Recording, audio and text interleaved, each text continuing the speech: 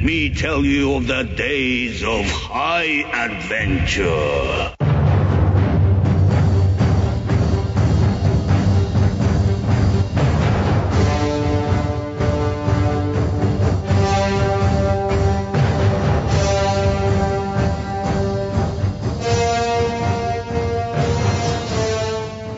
I'm John. And I'm Kevin. And this is 6 Degrees of Schwarzenegger, the podcast where we take a long, hard look at some of our favorite action movies from the era of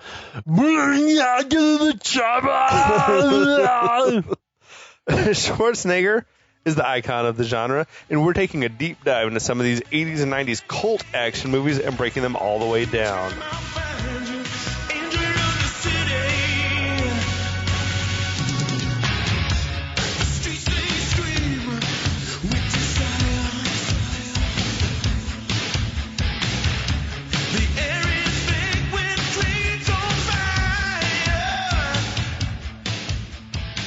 Cult action movies, they tend to have a lot of cults in them sometimes. Yeah, at least and in this movie's no exception. What's up, John? Hey, brother.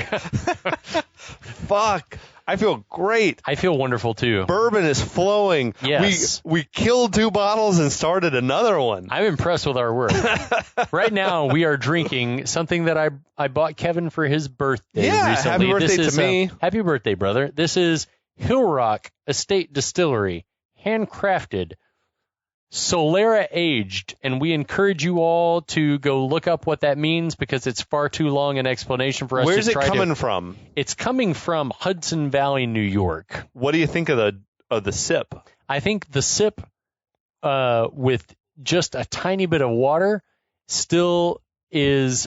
It was surprisingly acrid and alcohol forward, but once this thing has had a chance to sit with a few ice cubes in the glass... It is excellent. Oh, it's fucking killer, yeah, it's dude. Badass. It's worth every penny. I didn't pay anything for it. Yeah, but, I was about to say, it's worth all the money you spent, no money buying it. But this is like a smooth sip, Yeah. but it's got so much complexity. Yeah, it drinks, for you whiskey fans out there, it drinks at least at first a little more like a rye, just as far as the burn goes. But then if you add just a couple of ice cubes to it, it really, really mellows out. Excellent stuff. So thanks, friend. Happy birthday, brother. But that's neither here nor there. What are we here to talk about? We're really? talking about 1986's Cobra, offering I'm from familiar. Stallone. Yeah, it's an interesting film. It's a little bit scattershot. It's all over the place, this movie. Yeah. It's bizarre. But anyway, I'll try to catch us up on what's happening. So what's happening? Cobra's the Uber cop. Right. He's like he's the head of the zombie squad, the bottom line. Right. It means basically you can kill anyone you want to, and it's fine. And you're going to get away with it. No warrants necessary. Essentially, he's protecting this model named Ingrid, played by Brigitte Nielsen, who witnessed a crime perpetrated by the Night Slasher That makes cult. me wonder. It's like if you asked Stallone back in the day, it's like, if you were a cop, what would be your dream job? And you'd be like, bodyguard to a supermodel. Bodyguarding a model, banging her. Perfect. Perfect. Anyway, continue. So Cobra is he's protecting this model Ingrid from the evil Night Slasher cult. Yeah, not just one guy. That's literally almost hundreds of dudes. Is literally almost the entire plot of the movie. And but there's an evil police officer that's sort of betrayed them. This woman named Stalk. Yeah.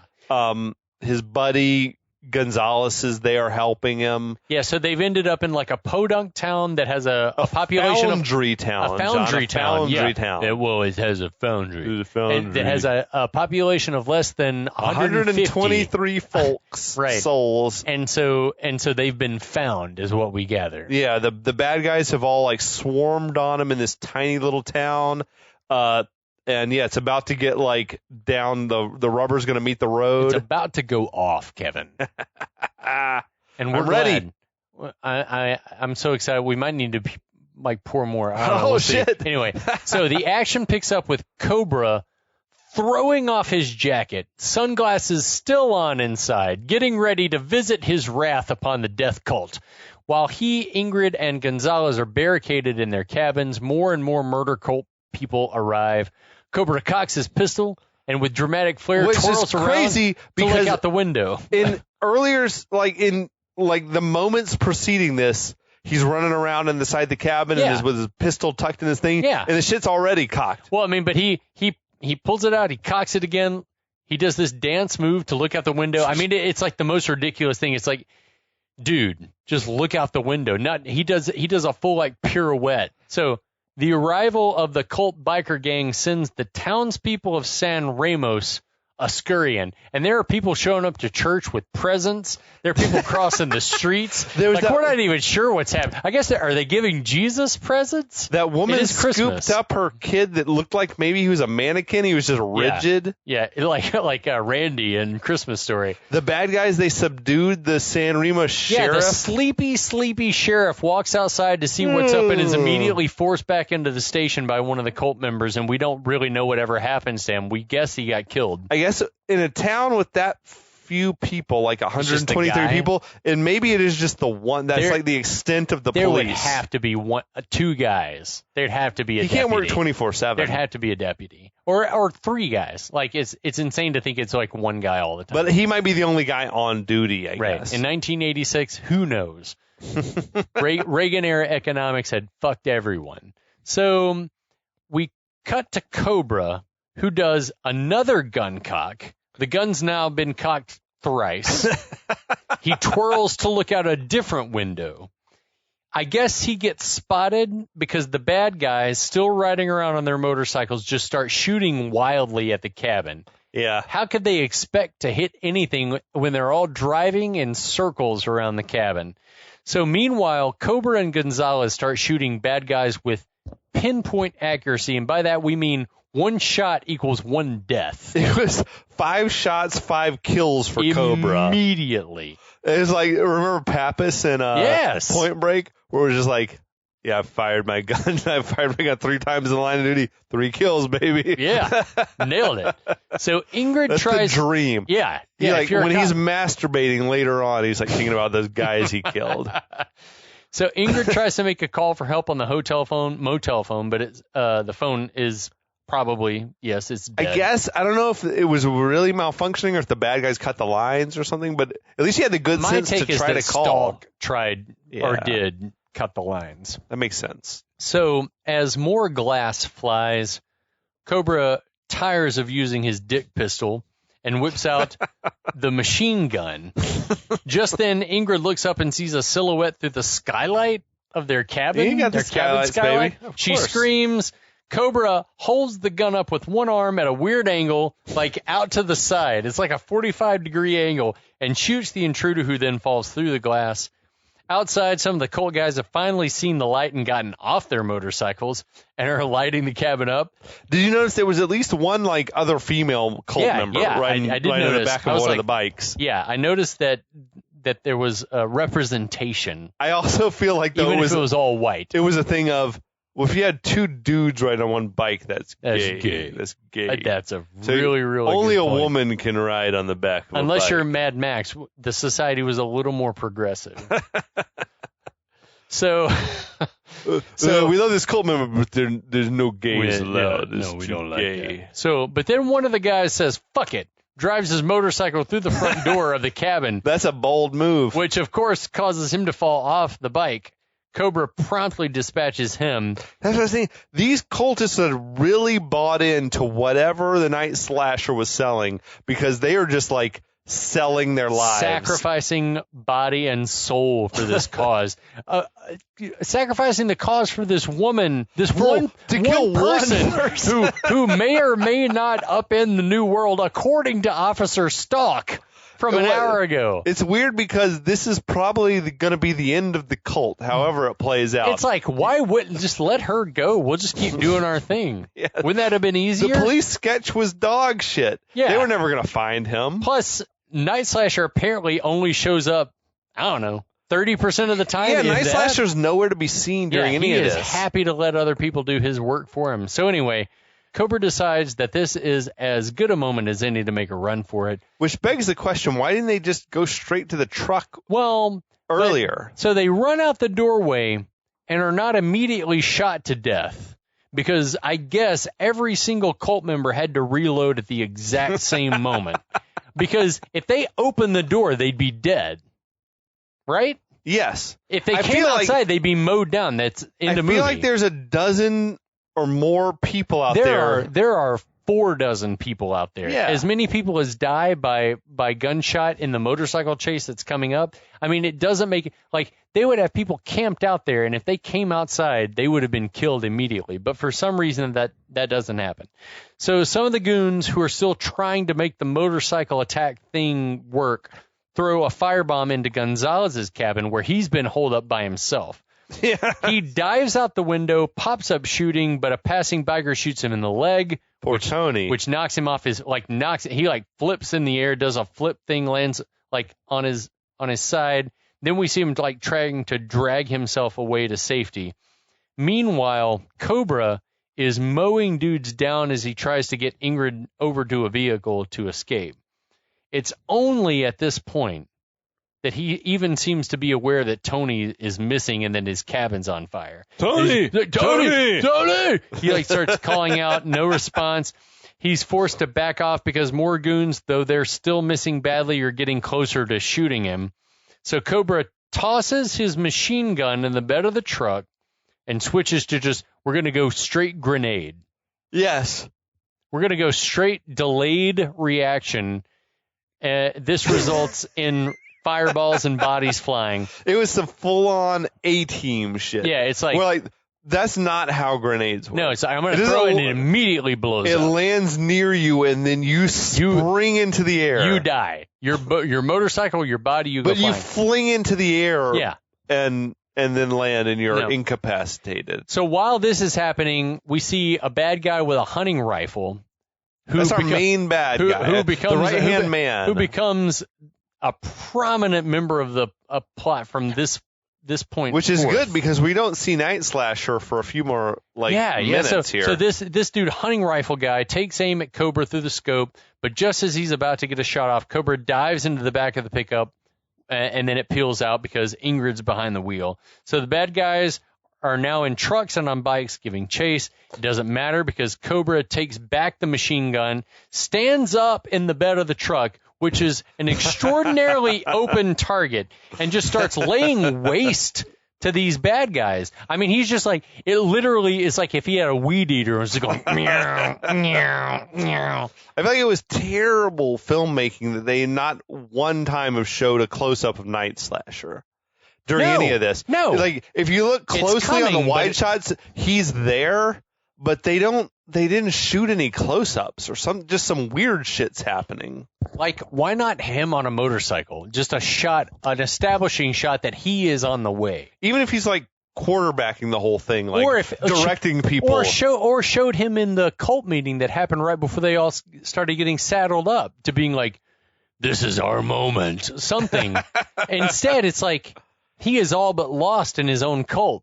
Yeah. He's gone. It's odd. So, anyway, one guy does manage to roll up alongside the truck on his bike and jump into the bed of the truck. He even manages to get the drop on Cobra, but in the very next shot, Cobra flings the dude over the cab. The guy rolls right off the hood and gets run over.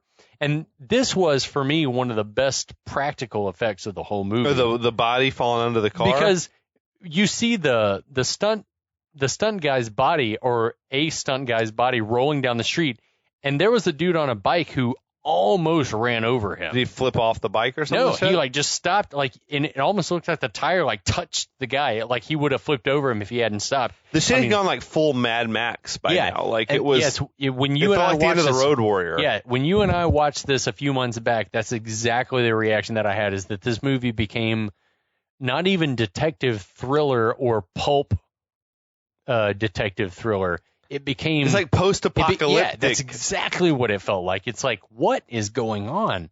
So, the guy rolls off. He's dead. Cobra gets back at it, shoots a few more guys on bikes. More bodies fly through the air. Ingrid, bless her, has been trying to do her best to keep the ship steady. She's doing good. But then we get an over-the-shoulder shot and see that the bad guys have positioned a roadblock. It's flaming cars in the middle of the road to pin the guys in. So Ingrid's like, what should I do? And Cobra's like, go through it. Keep going. Don't go between them. I said, yeah, you said don't get. You said go between them. I said don't go between them. Go between them? Are you crazy? I had the exact same thought. This shit rang of Indiana Jones. So they smash right through the flaming wreckage. She's a pro. Like, how can you do that? If you've never done it before, I'd be like, I'd piss myself. Anyway, just plow right through, baby. The hood of the truck pops up. The truck spins out of control, and Cobra is sent flying out of the bed into a lemon orchard. But he's fine. Yes. He's absolutely fine. He pops right back up and wastes more cult members. He pops up shooting. More people die. He then gets Ingrid out of the truck and they run into the orchard. Bad guys follow on dirt bikes. Apparently, the California Association of Lemon Farmers, thought this was a big coup. They're like, we've never had lemon orchards. We've never had the lemon farms on film before. What in Chinatown? Is it orange orchards? I think they're an orange orchard, yeah. It's the only thing that I could think of. I was like, what are we doing here? Yeah, but apparently the lemon farmers thought this was fucking going to be great for business. I wonder what sales of lemonade were right after. It is peaked. It's spiked. It's insane to me. Anyway, yeah, he's fine. Pops up, kills some guys. He gets Ingrid out of the truck. They run into the orchard. Bad guys fall on dirt bikes.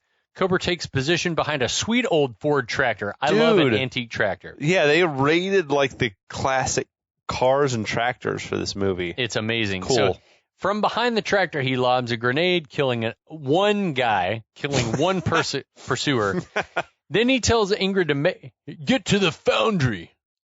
This is a foundry town, after all. Dude, did you notice that it was weird, these high-angle shots of, Cobra and Brigitte running through, but it was stunt doubles that looked very little like Sly or Brigitte. Yeah, and I'm like, why? This isn't stunt work. Yeah, though. they're just running. Why don't you just have the actual actors running through? Because they were coked out of their minds. They were probably somewhere. They literally could not stand. But Stallone was sitting. Stallone was sitting doing curls. He's doing curls. I can't walk. Look at my arms. We're indisposed. Oh my God. So then, for the first time in this epic battle, we see Night Slasher, who is hoofing it through the orchard. It's the first time in 35 minutes. It's odd because he just materializes. He's like, wait, where have you been? Where's an establishing shot to just tell us, he's on. It should have been route. the Humongous or whatever, where he's at least directing traffic. Yeah, exactly. Agreed. So while Cobra continues being a one-man army, we get a shot of Ingrid making her way to some building that we guess is the foundry. Next to the fucking orchard. Yeah, it's there's some EPA situation that probably doesn't check out. Anyway, Officer Stalk is in hot pursuit. Then we cut to a shot of Cobra jumping out between two rows of lemon trees and into the damn open. Hunting rifle goon from just a moment ago.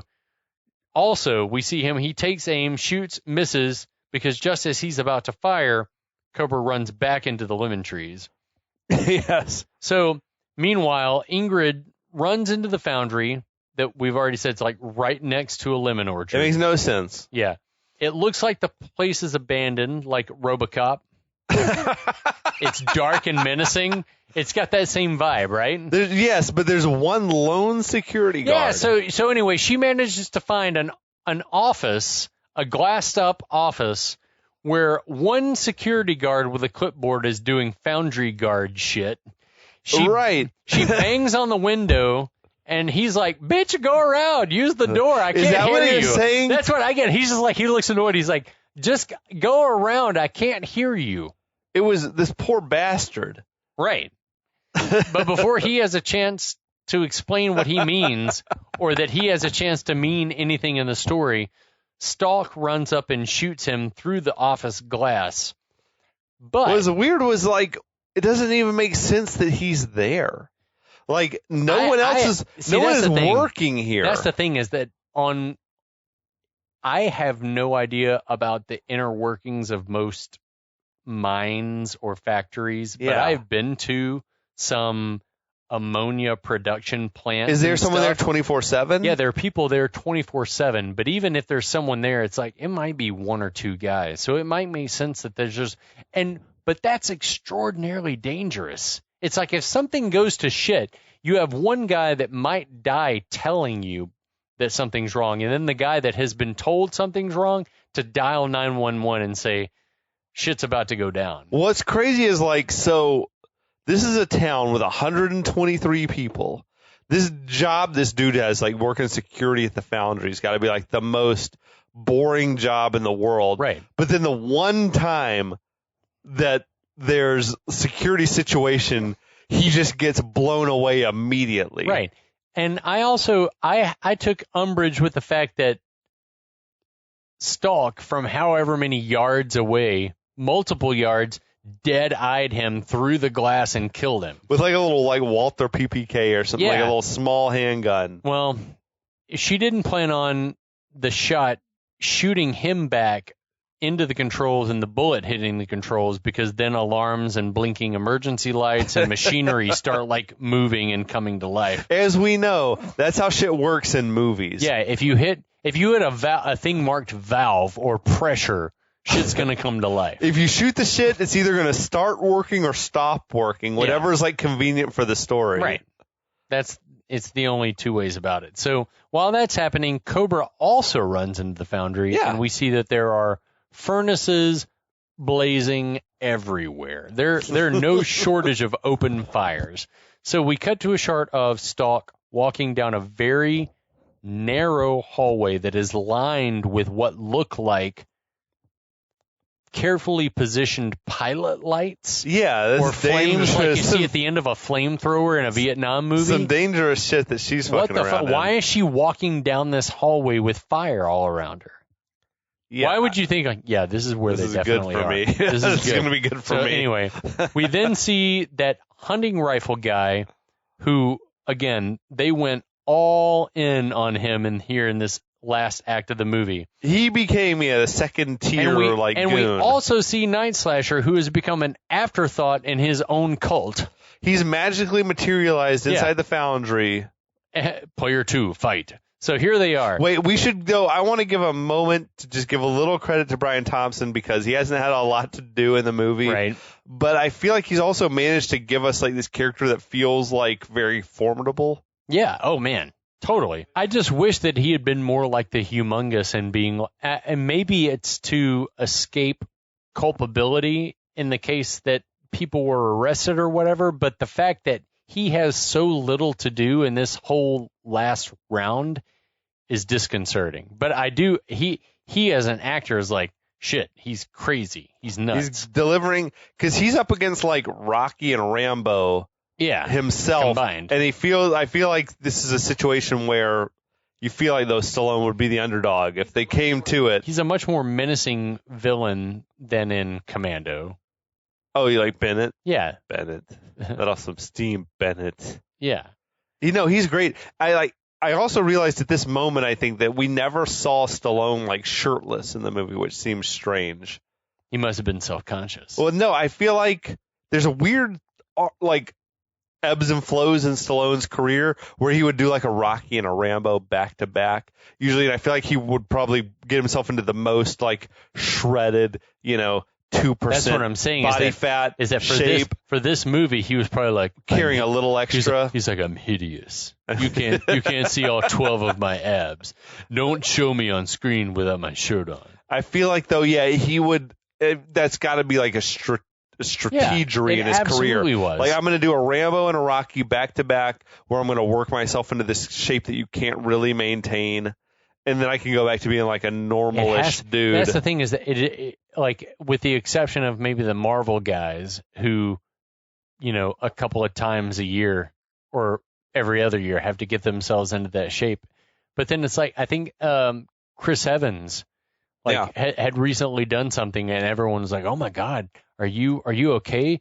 Why? Because he was worrying about worrying about his health, because he looked like a normal human being. He had lost the mass instead of Captain America. He was just this is what I look at when I don't work out 6 hours a day. Also, do you think do they have those dudes doing steroids? No, I don't think they do. I honestly, how you can put on that kind of bulk. They work out that way for a year to get ready for the role, man. Okay, they work out for a fucking. To me. They work out 6 hours a day for a year. And it's like nothing but chicken breast and fucking protein shakes. I mean, if you cook it good, that's fine. But the fact of the matter is, it's a lot of discipline. But then it's like it sucks that when he's a healthy weight, like you or I, then people are like, "Are you sick?" Well, and he's like, "No, I look like a normal person." You add a little body fat and lose a little mass. Or you probably don't add any body fat. You just don't look as like fucking like he's tanked. Their shoulders and traps and shit, like they're all the delts and shit are like bulging out. That's not what a normal human body looks like when you're going to the grocery store. It's like not a thing.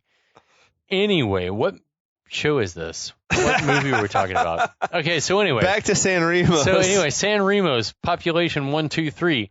Ingrid is creeping around machinery in the foundry that's sparking like it's being welded. Everyone's very stylishly lit by the flames. Ingrid ducks behind a corner and spots some other random cult dudes in masks carrying shotguns. Then we cut to Cobra, who sees those guys. They head up a staircase to a catwalk or something. He ducks around a corner, finds a huge control panel, upon which he plants a grenade. Next, we get a shot of Ingrid also ascending a staircase up to. I have no clue. Like, no one has any rhyme or reason why they're going. She just saw people go upstairs. She's like, "Oh, I'm going to go upstairs too." Yeah, the geography is fully fucked. So we get a shot of her heading upstairs to a higher walkway. We cut back down to the guys who round the corner where the booby-trapped control panel is. Cobra lines up a shot with his laser scope, and it seems like the bad guys notice the scope and turn to run, but he shoots the grenade and kills them. The dudes are rocking ski masks. Yeah, it's like, which raises the. Have you ever seen someone skiing in a ski mask before? No. I don't know what the ski mask, how that even became a garment. That balaclava probably became a thing in very extreme Russian and Northern European countries, because you might need something like that when you're doing like 24-hour cross-country skiing or something. Yeah. Like to keep your face okay. But the point to where it became a bad guy device, a costume piece. I think I owned one at one point when I was younger. It's terrifying. I was like, but it is. It's like when would you need this? The only honest thing that it's for is keeping your face okay when you're outside. It's like -20 though, or something. Yeah. So then we cut to a shot of Night Slasher, just to remind us that he's still a thing.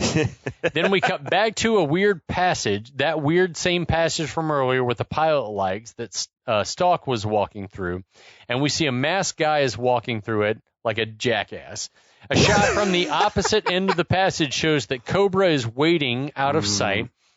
And he must be familiar with how foundries work. This shit works. Because he just looks at a valve, turns it, and that causes fire to whoosh, not from the pilot lights, but from underneath the guy.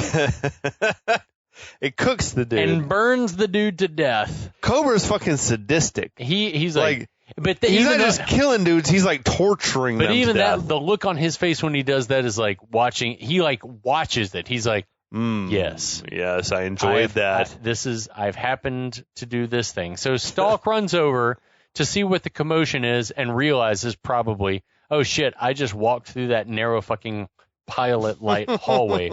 Then we cut to what we guess is a level below where most of the action's been. It was happening. weird. It was like a dirt floored area. It's very strange. It's like all of a sudden we feel like we're in a sub basement or something.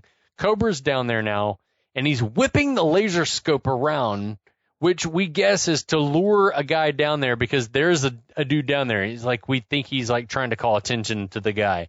So as the guy approaches, the laser is still and pointing in like one direction.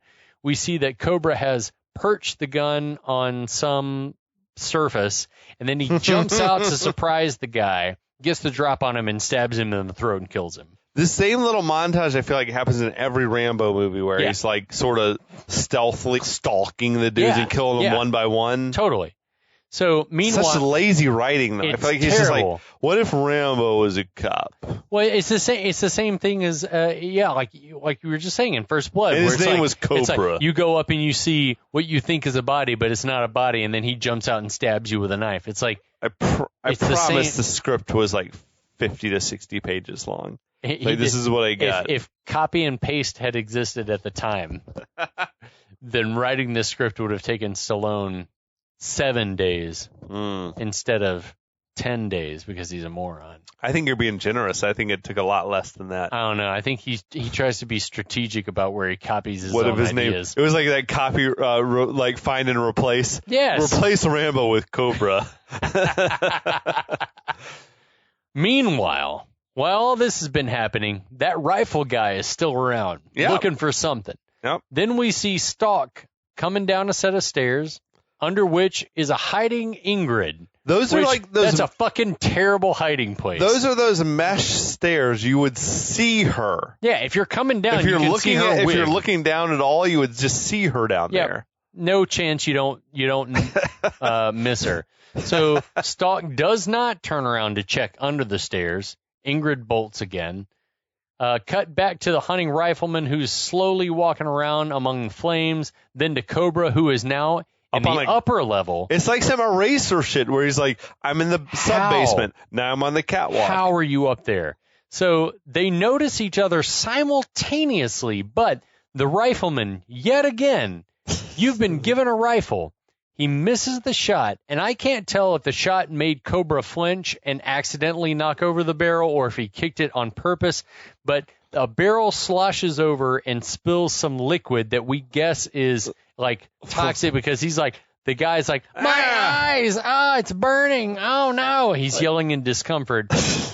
We cut up to What was the stuff? Petrol, oil? Why would that barrel be left laying around? We keep an open barrel of some flammable shit in the middle of the foundry with like these open flames and sparks flying everywhere. It's no wonder that San Ramos is on the downward trend because OSHA is cracking down. No one survives there. OSHA is cracking down. So we get a close-up of Stallone.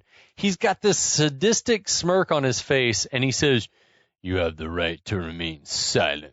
He strikes the match he's been carrying around the whole fucking movie in his mouth. He strikes it. He strikes it on the little slide serrations on his dick gun, and he tosses it over the rail and ignites this dude who just screams and dies in a ball of flame.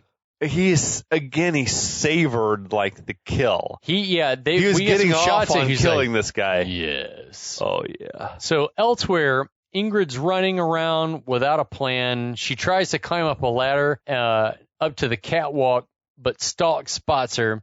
Stalk says, "Die, bitch," racks the gun. Ingrid gasps because it seems like she's about to get it. But Cobra arrives in the nick of the time. He goes, "Stalk!" and shoots Stalk. Ingrid seems to continue her ascent on the ladder. When a hand reaches down and grabs her by the throat, and that's Night Slasher, he's finally back in the game. She screams and tries to fight him off, but Cobra runs up, sees what's going on. He goes, "No!" And just as he's about to fire, Ingrid either manages to push free or Night Slasher lets go because Cobra's about to shoot, but Cobra shoots and finds no purchase. Then he lets out a great, "Get out of there!" and shoots up again, and Night Slasher, like he's shooting up at the catwalk, and Night Slasher's like just Peter-pattering like just ahead of the gunshots. It's like, I mean, it's so dumb to think that he wouldn't hit him. Yes, maybe it was deflecting off the grating or whatever. I guess that's the conceit. I feel like that "get out of there" shit is like, "Get out of there!" That's Stallone's like, "I'll be back." Like it turns up in every movie that he does. He just shout it. It's like every Rocky movie, and it is like his tone of voice in my ear, and it takes place in all of his movies is just as quintessential as Schwarzenegger's are. Get out of there! So Night Slasher makes it down a set of stairs. we're going to get into the weeds on some of this shit here now, folks. We can just tell you. So now hero and villain are playing cat and mouse. There are lots of quick cuts between the two of them wandering this very sinister environment that has flames, sparks, giant crucibles, giant hooks that are gliding around in the background for no reason and shit. I said it in Kickboxer. And I'll say it again, like, if you show me a giant hook like that, someone's getting impaled on that motherfucker. Like, the only case where it doesn't happen is in Karate Kid Part 2. Yes, with the fishery or whatever it is. But that's like Chekhov's gun, man. Yeah. If you show me a giant hook, I want to see somebody hanging on that fucker. Absolutely. Also, I feel like Stallone is, in this moment, he's doing like this cokehead's version of hiding. It's one of those things where he's striking poses in front of... That's the thing. Is all of the posing kills me. I hate it. I hate it. There's like a wall of sparks flying, and he's like, I'm going to pose in front of it. I've never been taught how to act, but I reckon this is how it's going to... I don't know. Feel like this is how a human would sneak. That's exactly it. So Night Slasher seems to have enough of this skulking around, pulls his knife and starts taunting Cobra, and then we get this like crazy monologue. He's like, let's bleed, pig. I want your eyes, pig. I want them. You want to go to hell? You want to go to hell with me? It doesn't matter, does it? We are the hunters. We kill the weak so the strong survive. You can't stop the new world. Your filthy society will never get rid of the people like us. It's breeding them. We are he thinks that he and Cobra are the same guy. They're not unlike each other. They are. So throughout all this, we see both Ingrid and Cobra like scurrying around. Having heard enough of the soliloquy, Cobra pops out and says, no. Lines the laser sight on Night Slasher's chest and then adds, your history. Night Slasher says a bunch of true shit then. Why Cobra didn't kill him, we'll never know. We've seen Cobra kill people without thinking. With much less provocation. Like why he didn't just like this, your history, shot, movie done. But instead, he chooses to espouse more of his theories of the judicial system. So Slasher says, you're not going to shoot me because murder's against the law. You have to take me in if you can. Even I have rights, right? This dude's clearly never heard of Cobra before. Yeah, but he is saying a bunch of absolutely true shit. This dude, like, Cobra kills people for a lot less than this, buddy. You're in my spot. Have you not been seeing him just mow your guys down? You're in my spot. I'll kill you. Brian Thompson, though, I feel like he's going for it. Yeah, he's like, you have to take me in. I'm insane, and the court's going to prove I'm insane, and I'm going to be put away. Even I have rights, don't I? Cobra says, I'm not civilized, essentially, and this is where the law starts, and I start. Long pause, and then adds sucker. Sucker? That's weird. Weird shit. And this is the culmination of the ultra right conservative wet dream mantra. It's like there are no breaks. Now I'm just gonna fist fight you. Yeah. Or whatever it is. But I read that like during this whole like the Night Slasher monologue that he was doing here, Brian Thompson did the scene with like the script girl because Stallone was like, no, I'm watching the Lakers game or whatever. Like, we'll film it without me. Like, so you just do your own thing with the script girl because I'm busy. Stallone doesn't like basketball. He's a piece of shit. So anyway, just when it seems that Cobra is about to end the New World Order, Stalk jumps out and onto Cobra's back and wraps a chain around his neck. Night Slasher lines up a shot with his sawed-off, but Cobra turns just in time so that the shot hits Stalk. I see they went out of their way to avoid having, like, Cobra kill a woman. Agreed. I 100%. I was like, they should have had her die in the fiery hallway. But anyway. Yeah. It's better to have the bad guy kill her, I guess. So a staggering Cobra grabs the chain, and he and Night Slasher finally get at it. They start circling each other. Ingrid's watching from above. Hooks keep gliding by. Neither man can land a shot. They seem to be right on the edge of a bigger furnace or a crucible or something. They wrestle for a second. Cobra throws Night Slasher to the ground, which gives him just enough time to pick out the chain, but then he swings the chain and it wraps around another chain, which is so fucking stupid. So he's still like, let it go, and then that gives Night Slasher enough time to jump back on him, and then they're wrestling around again. Night Slasher is then like doing that thing in all movies where it's like you've got both arms and Night Slasher's like bearing down the knife and Cobra's like trying to push the knife back up. And then the whole thing felt very like it was shitty choreography. But I feel like Cobra, like Stallone probably said, well, he's not stronger than I am. No. So it has to be an equal test of strength. I'm stronger than him. Night Slasher has an idea, turns the knife so that he can try to get Cobra with the spike grip. Ingrid watches helplessly.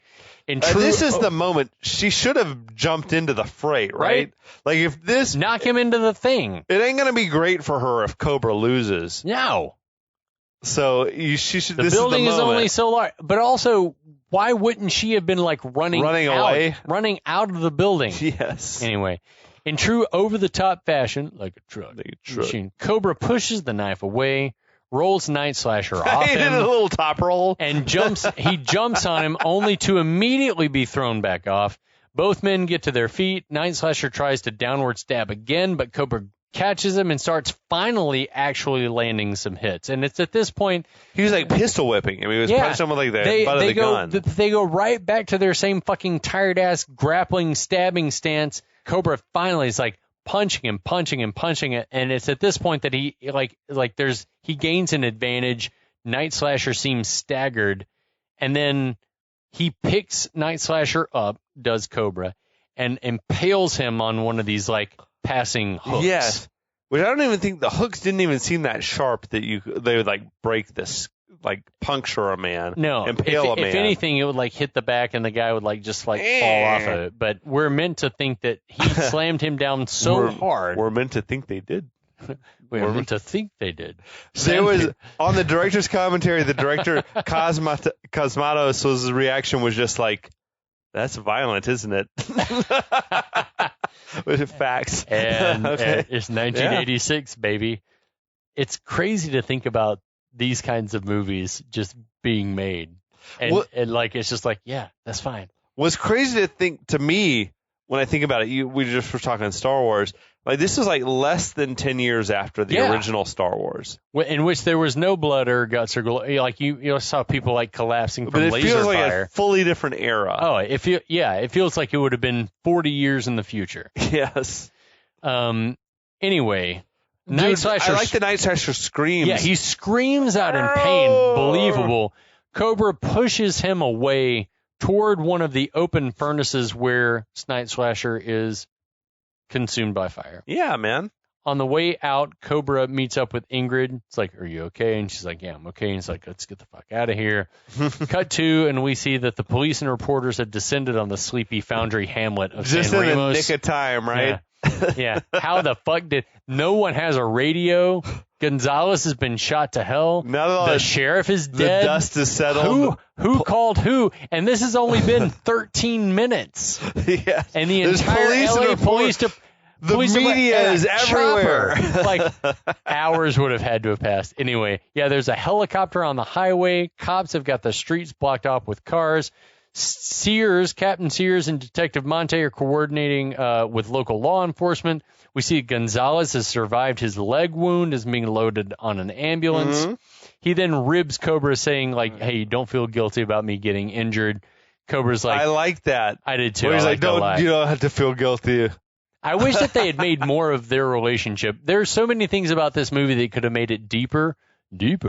But this relationship was like one of the highlights of the movie, and it's so brief. I feel like Gonzalez is like the only guy on the force who can even tolerate Cobra's presence. Like they won't kill each other, so that we will assign them to be partners. Yeah, because it's just weird. Cobra gets along with no one else. Right. But then Cobra's like, hey, can I get you anything? Gonzalez like, I would kill for some gummy bears. And then there's this whole back and forth like, gummy bears. It's like, oh my God, shut the fuck up about the junk food, you fucks. And I noticed at that same moment that like Cobra still had the pistol down the front of his pants. Yeah. Still stays cocked all the time. He could kill someone at any moment. That's the most dangerous shit imaginable. He believes there's an army of serial killers after him. Well, he's just so good, it's never going to go off accidentally. Right. No. So Sears and Monty walk over. Sears tells Cobra, hey, you did a hell of a job here. What? He then asks, hey, Cobra, if you want to be transferred off the zombie squad to something easier, or if you ever need anything, just let me know. Like a complete about face from a day earlier. Yeah, buddy, you saved the day here. Cobra says, I would like to have my car replaced. And Sears is like, no, fuck you. We don't have that in the budget. We'll see you back in L.A. It's not in the budget. That moment kills me. It's so profoundly weird. Yeah, it's like it's lazy writing. Anything you need? Can I get my car fixed? Sorry, it's not in the budget. Yeah, anything else? Anything that doesn't cost Cobra just nods in understanding. Sears walks away. As Cobra goes to leave, Monty can't resist. Wait. What else was weird was that the captain, Sears, he had Cobra's machine gun, and he's like, I'll take care of your toy for you. Oh, yeah. Why? What is that even? Why is this happening? He's going to dispose of it. So I don't know internal what that affairs, means. Just so internal affairs doesn't get wind of this. He probably is like, you shouldn't have had this. No, it's against the law. You should have had a submachine gun because where'd you get this? It's like I ordered mail order. I ordered it. Sears is clear. Finished machine gun. Sears is clearly like, I'll take care of this little mishap so that you don't go to jail forever. Yes, we're going to turn this into license plates. Oh, my God. So Sears walks away. As Cobra goes to leave, Monty's like, Cobretti, no hard feelings. And there's a pregnant pause, but then he says, you kind of overdid it around here. I personally would have looked for a more subtle solution, but that's not your style. But no hard feelings again. He doubled down on it. So Cobra turns around like he's going to leave and let it go. But we know that's not the way this movie goes. Fucking Monty's face is so punchable. Oh, yeah. But he turns back around, shakes Monty's hand, and then punches the shit out of him and says, no hard feelings, pal. And flings him against a car. That's like... There was the whole subplot where Monty was going to be part of the cult. I wish he had been. I wonder how that was going to play out. Was he going to only be revealed right now? No, I feel like this whole part wouldn't have happened, and then they needed something to lighten up the scene. But Sears's unwillingness to turn Cobra into the authorities because he's a murderer. Yeah. Didn't quite capture the gravitas. I sort of felt like where Sears was like, it's not in the budget. I was like, that might have summed up like why we had to cut a lot of shit out of this film. It's just not in the budget. Well, and then they could have just it could have been he just could have walked over to Brigitte at that point. Yeah. But instead of all this happening, they were like, well, we've paid this dude for more dialogue. We got to punch him out. Monty should have been he should have been the big bad beside Night Slasher. It's the only thing that makes sense. It would have made even more badass sense had Monty been the actual Night Slasher. The head of the cult. The head Night Slasher. Yeah. Instead of this acolyte that fucking Officer Stalk was obsessed with. But anyway, we'll rewrite the script and get around to making it at a later date. Remake Cobra ever in our lifetimes? Yes. 100%. Okay. Everything gets remade. 100%. If it's not already in development, it should be. Now's the time because holy shit, it would be a mega recruitment vehicle. So anyway, Sears offers Cobra a ride back to L.A. on the chopper. Cobra's like, no, I've already got my own transportation. Gesturing to this hot-ass model and this motorcycle that he's going to steal, I guess. That's evidence. I'm going to steal this evidence. I'm going to steal one of the cult members' bikes. Okay, cool, Cobra. Later, buddy. It would have been awesome if Sears had been like, Cobra. Bye. Anyway, yeah. Cobra's like, are you ready? And she's like, I'm ready, Mary. And he's like, catchy name, isn't it? So they ride off to the strains of something that can only be described as a ripoff of a Bruce Springsteen song. For sure, dude. It was like the Voice of America's Sons, which I feel like if the internet had existed, then the Google search by Stallone was like, songs America, sons, glory. And like this came up. Springsteen, but cheaper. Yeah, it's like cheap Springsteen. No royalties. No royalties. And this is the hit that came up by John Cafferty and the Brown Beaver Band. Yeah, which man. I feel like I love a Brown Beaver. Most white Americans would be not cool with Brown Beaver. But anyway, they cruise away through the California countryside. They leave as the credits are rolling. It's a shot of Stallone and Brigitte on the bike, and it's obviously several months after filming has ended because Stallone's got much more hair. And he had the Rambo 3 hair. And Brigitte's wig looks even more blown out. And that's the end of this movie, friends. I read where the Stan Bush song, The Touch, the one from You Got the Touch! Was supposed to have been like the theme. It was written for this movie, and they didn't use it because I don't know how it would even make sense. But then it wouldn't make any sense. Then Cannon dropped it into the Transformers movie. They must have had these artists on contract. We have to do the Transformers I've never movie. seen it. That's going to be a blind. We're going to do a blind taste test because it is super short. It's just slightly longer than a full length animated TV show would be. It's pretty badass. Controversial at the time. Optimus Prime dies, right? Hey, whoa. Spoiler alert. Whoa. Damn. I can neither confirm nor deny. Okay. I refuse. Fair enough. But I mean, it's fucking in the trailer. Like, I remember the trailer. Optimus died in the trailer? Will Optimus Prime die? That was in the trailer because they knew that kids would be like, holy shit, we have to go to the movies now. Didn't, the movie trailer voiced Optimus? I don't know. One of the dudes. There was 3 dudes. The same dude has been voicing Optimus Prime for 30 years now. But it's like the In a World guy, right? It sounds very similar, but it's not exactly that. Will Optimus Prime? It's not that. Roll out, Autobots. It's not exactly that voice. Anyway, it's interesting to think about this movie ending with "You've got the touch." You got the touch. It would got the power. It would not have fit the zeitgeist. Huh? What? No, you mean the ability to kill people doesn't. Like, how many people do you think he killed in the shootout? No, I had. Did you? Okay. In the movie, Cobra killed 41 people in the movie. Damn, that is. If you remember, and we encourage you to go back and listen to our back catalog, but if you remember The Long Kiss Goodnight, she is directly responsible. The main character, played by Gina Davis, kills 50-something, I think, in that movie. Okay. So the body count in this movie is high. It is. I had seen rough cuts of the movie were 30 to 40 minutes longer because this movie was short as a motherfucker. Yeah, big time. But it was also gotten an X rating because of the extreme violence in the movie. I want to see an original cut. Yeah, dude, I'm curious about it because I don't know how violent it would have had to been to get an X rating. Because I mentioned earlier, RoboCop, had got an X rating, but then they trimmed the violence to get an R. But RoboCop was violent as fuck. So Is it the shoot through the dick of everything in that movie, all the stuff with Bobby getting shot in the legs and all that stuff. One thing I saw was very strange to think about this movie being an X-rated. Well, imagine how they ripped whatever his name was. What was RoboCop's name? Murphy.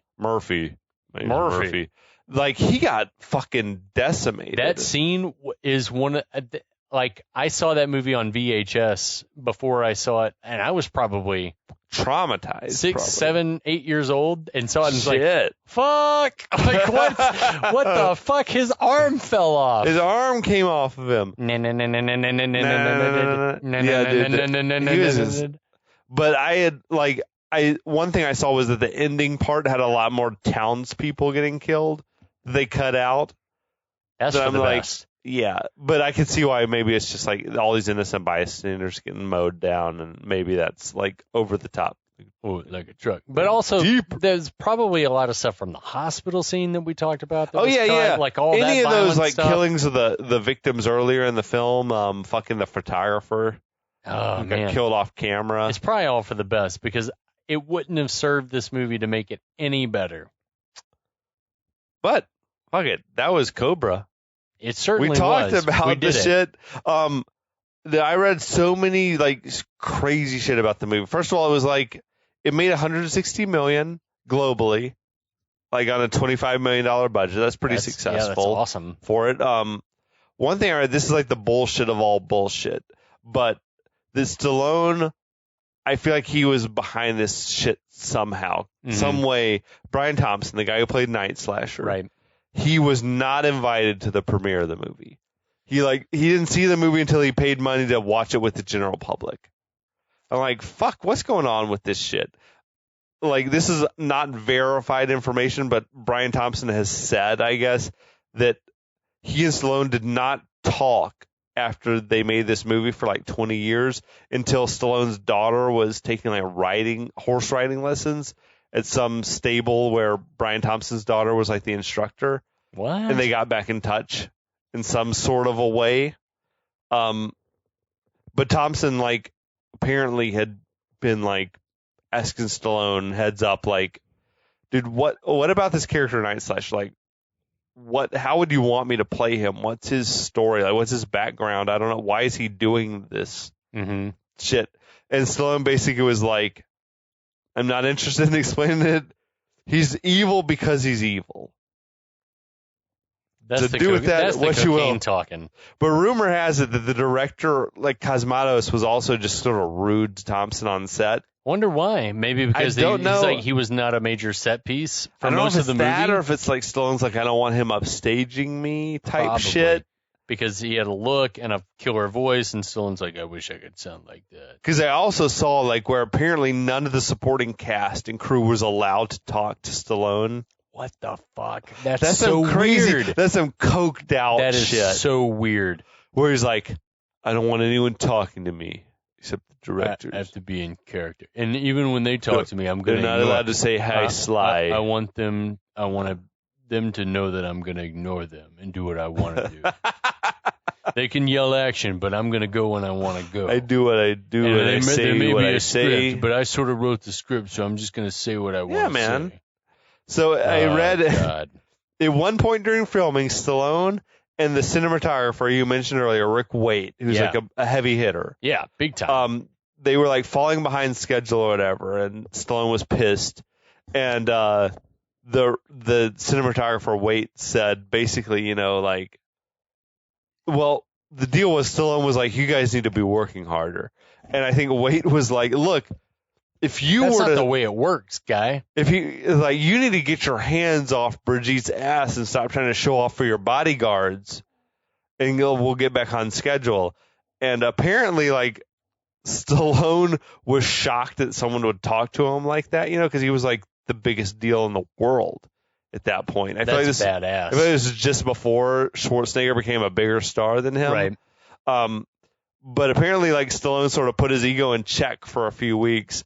And then later on, this dude Waite said, like, that Stallone was able to, like, roll with the punches. He had a great sense of humor. I think they worked together on later films or whatever. But he said basically, like, that Stallone, I know this dude Cosmatos was, like, credited as the director. Yeah. But Stallone was basically directing the movie. Yeah. Like, he would direct any scene that he wasn't actively in, and then he would tell Cosmatos what to do for all other scenes or whatever like that. And he said basically, this dude Cosmatos, he's a good producer, but he's not the director of the movie. It's odd to me. Cosmatos is like a proxy director, where he's just there to call action and call cut. Yeah. And Stallone was basically like telling everyone what to do or whatever on set. I mean, it definitely comes across that way because, like, in some of the other movies that we've talked about throughout the podcast, like, there are moments where it's just like, there's no way that a director worth his salt would be like, yeah, that's the shot that I wanted. But the actor was like, and most of the time I feel like it's Stallone that we're talking about. It's like, you gotta make me look good. This is the way that it's gonna be. I gotta look cool. You tell him what happens. Get out of there. Get out of there. Drop it. Always the same. It's like, this is how a human in duress would yell. Remember Get out of there! The beginning of Tango and Cash, where Stallone was just talking a fucking mile a minute. Yeah. I've been working this case for 3 months. What'd you say? I'm sorry. What, sir? Sorry, we're trying to shoehorn some dialogue into this shit. He's never had a conversation with another human being while not under the influence of cocaine. Fuck, I feel like Stallone's an alien. Do you What think if he's like an that alien? Do you think he's from another planet? He just is like trying to. No, I just think that he's sort of a sociopath. He's just like it doesn't seem like a person with a good grasp of how a human being acts. Like we talk about it a lot. No, it's like Stallone is more like if you programmed AI to spit out a movie. And this is what happened. He's like a weird diva.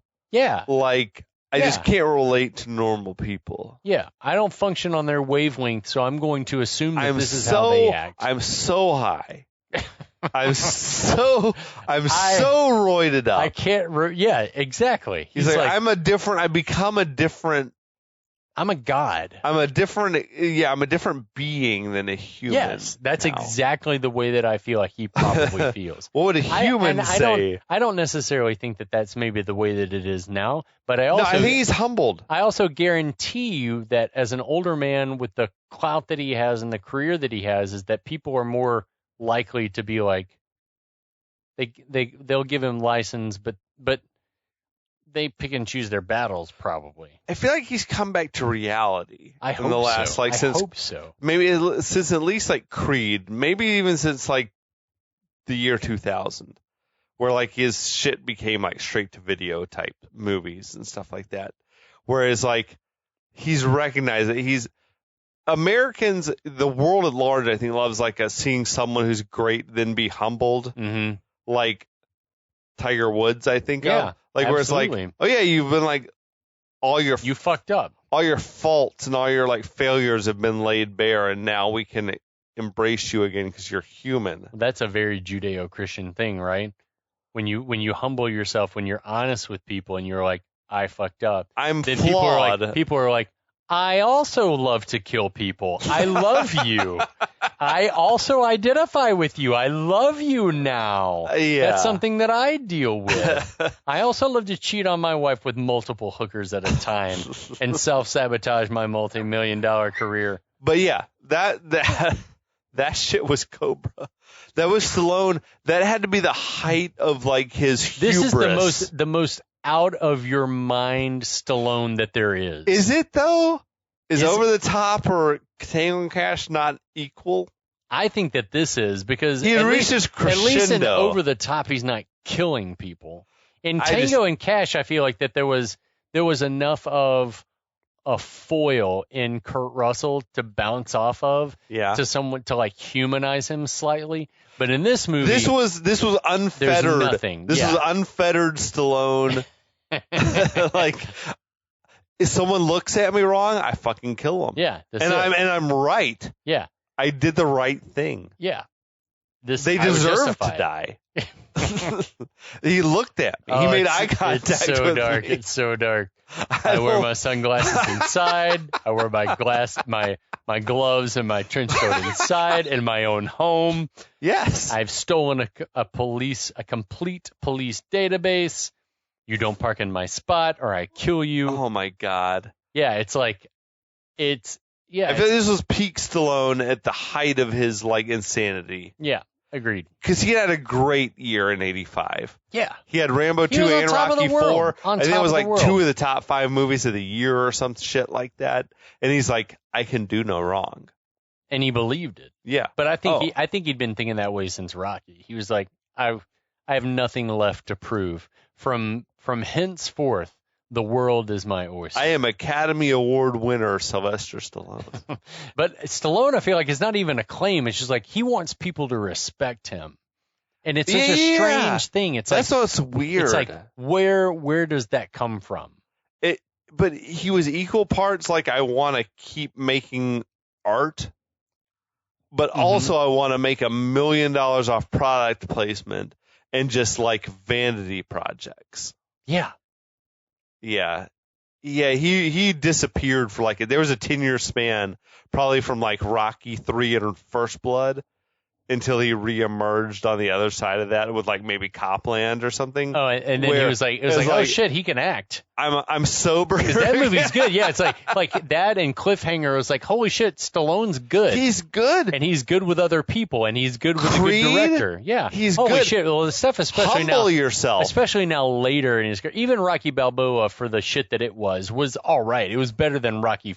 And I will say, like, I was watching, I 5. mentioned I was watching Samaritan off Amazon. Right. And I was like, oh, he's kind of humble. And hey, wait, he's playing Rocky. He's playing Rocky. When he puts the effort forth, he's like an actor. Yeah. He can do it. But don't you think it's like that's Stallone's wheelhouse? When he's at his best, he's playing a Rocky Balboa type character. A working class guy. He's a working class dude, like not all overly smart. You know, he's just like a humble blue collar man. Because he plays that role so sincerely with such aplomb. Aplomb is a great word. He plays He plays it so believably that when he plays something like anything else, it just seems like, well, here's this asshole. He's a very smart cop. It's like, it's oddly when Schwarzenegger does the same shit. He's like, nobody's hyper intelligent. And it's like, you don't put off those vibes, though, but dude. I never got Stallone was hyper intelligent. He's like bloodthirsty murderer. Well, in this particular movie, though, it was like he's the only one who knows what's going on. Right. He has the highest code. Anyway. That's Cobra, you dudes. Oh, fuck. Fucking, I think we've talked it to death. Yeah, we could keep going. We could go indefinitely because we'll talk We're circles going to around Stallone's psyche. We can't break through. I don't want to go there. I don't want to be there either. Anyway, that's it. We hope you guys tune in next time. Thanks to our friends at the Last of the Action Heroes Podcast Network. Yeah, absolutely, friends. We hope that you're all listening. If you're interested in hearing more of our shit, please go check us out on our other channels. Kevin can tell you. Yeah, we got check us out on iTunes. There's some shit that we haven't gotten on the Action Heroes Podcast Network yet. But great material, all of it. Solid gold. As evidenced by what you've heard just now. It's as consistently great as Stallone's filmography. So that's saying something. I'm not sure what it's saying, but that's saying something. Anyway, we love you all like you're our own children. And, we'll be back. We'll be back.